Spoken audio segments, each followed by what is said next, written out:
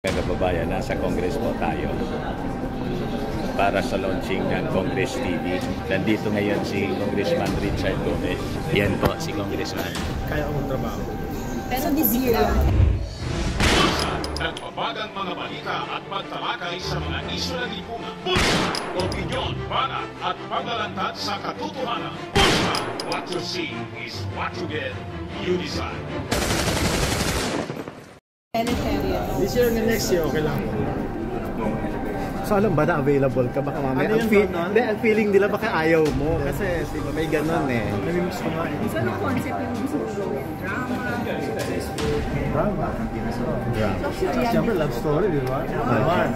Sayang yung kagwapuhan natin. Sino naman kasama mo dyan? Wala pa, wala.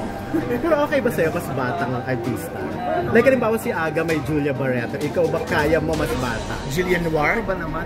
3 years old na ako, no? Ilan taon na si Juliana? Nauna ka lang na edad sa akin. Hindi, kaya mo ba mga kasing age si Juliana? Or Oo naman. ang partner mo? Kaya. Okay. Catherine Bernardo. Ay, hindi naging anak kaya. Anak na eh. Showbiz na pinag-uusapan dito. So, if ever, mga gano'n. Selfie, naghihintay. Ano yan, May December affair? Oo, mga gano'n. Parang bagay kayo ni Andrea Brillante. So na-invite po tayo ng opisina ni Speaker Martin Romualdez para po sa launching ng Congress TV. So ipakita ko po sa inyo muna yung paligid ngayon.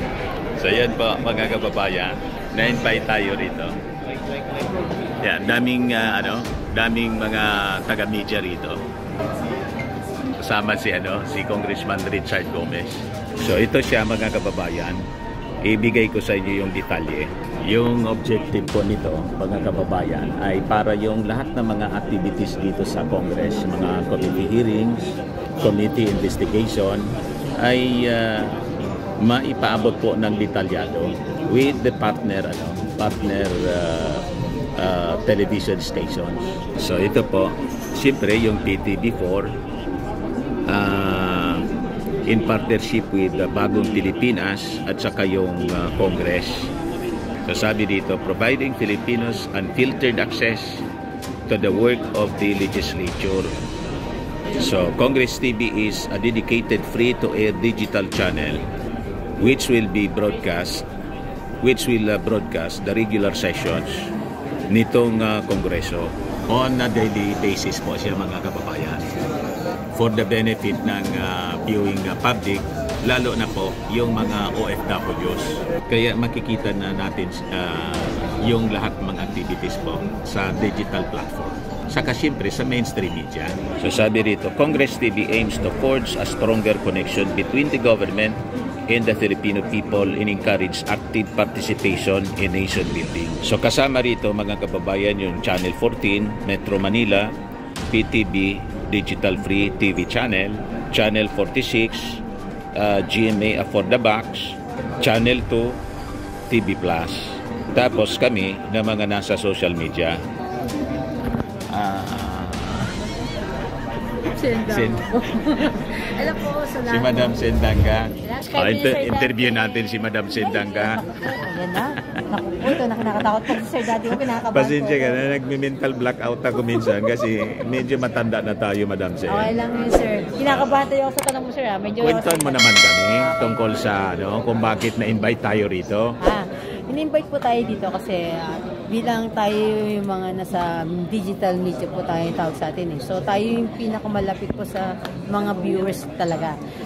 Lalo especially sa mga kababayan natin na sa ibang bansa. So tayo yung pinaka immediate, yung madali mabilis ka agad maka-connect sa mga kababayan natin. So ito yung magiging transparency ng Kongreso para mapakita yung paano sila gumalaw.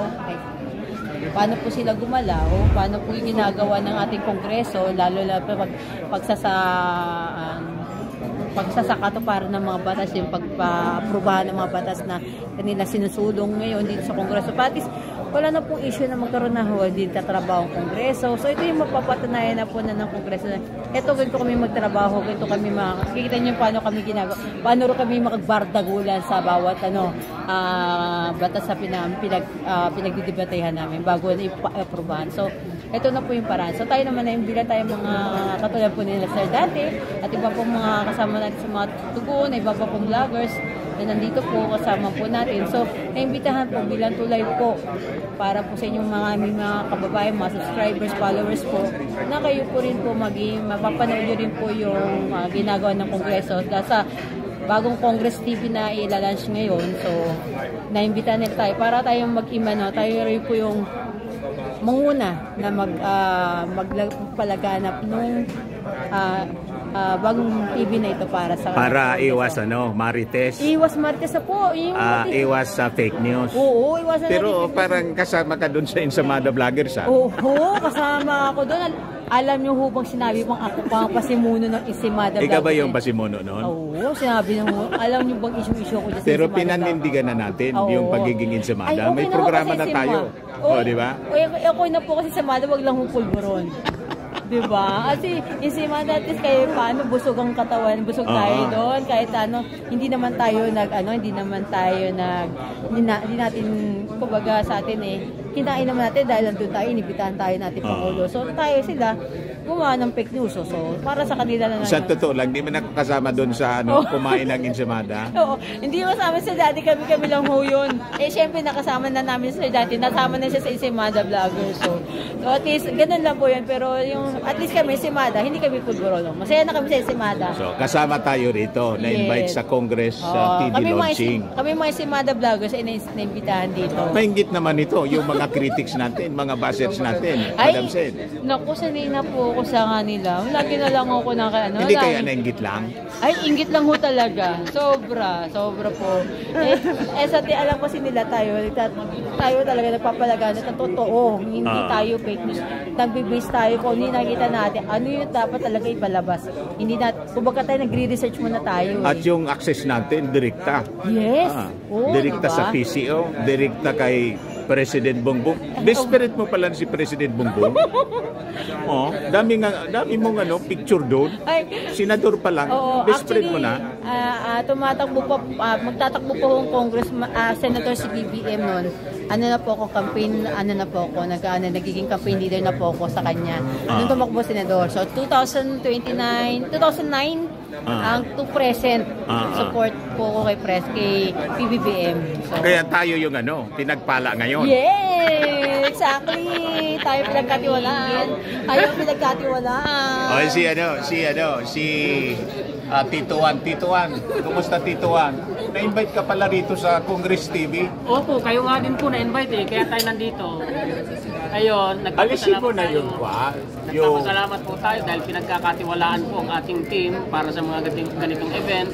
Ito po ay napakalaking pribilehyo para sa mga Pilipino. Ilang milyong Pilipino po tayo pero ilan lang ang mga vloggers na nabibigyan po ng ganitong pagkakataon. Maingit naman ito yung mga bashers natin. Malamang po, iko-content na naman tayo.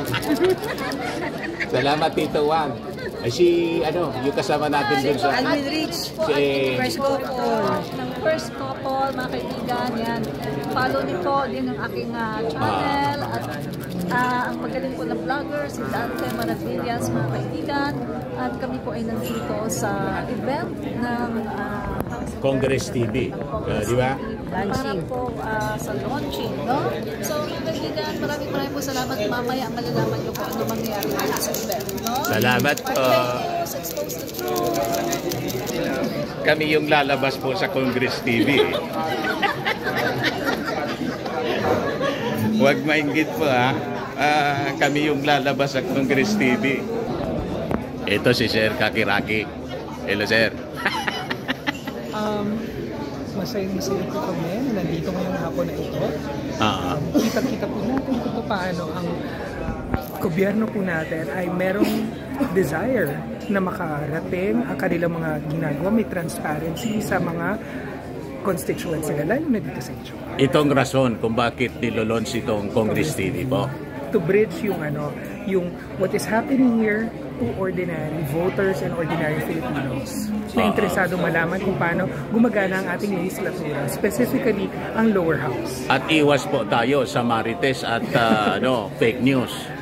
Maging mapanuri. Doon na po tayo sa tamang informasyon. Yun ang rason ito. Maraming salamat po, Sir. So, yan po. At ito si balik tayo kay kay Congressman Richard. But they do not understand na ang daming trabaho ginagawa. Batas na ginagawa namin dito is yung the budget law. Every year.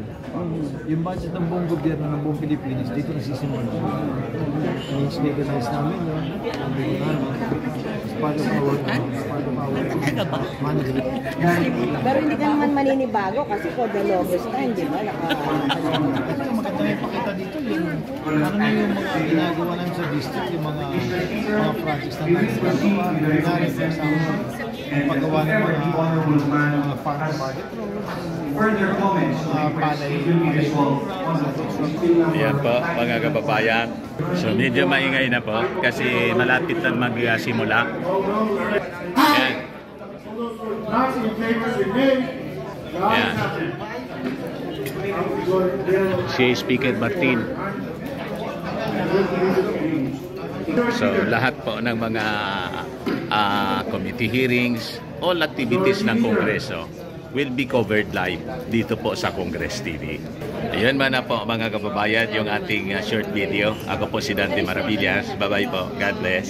Ang ating short video, baka lang gusto ninyo itong i-try. Firmax Firming and Lifting Cream, pinapahid po sa mga pulses in affected area. Mainam po sa paninigas ng mga kaso-kasoan. Ito naman po, Automax Radiant Serum. Sa mukha naman yung application, anti-aging po siya. You will look 10 years younger than your age. Sa mga cancer patients naman po, baka lang gusto ninyo itong itry.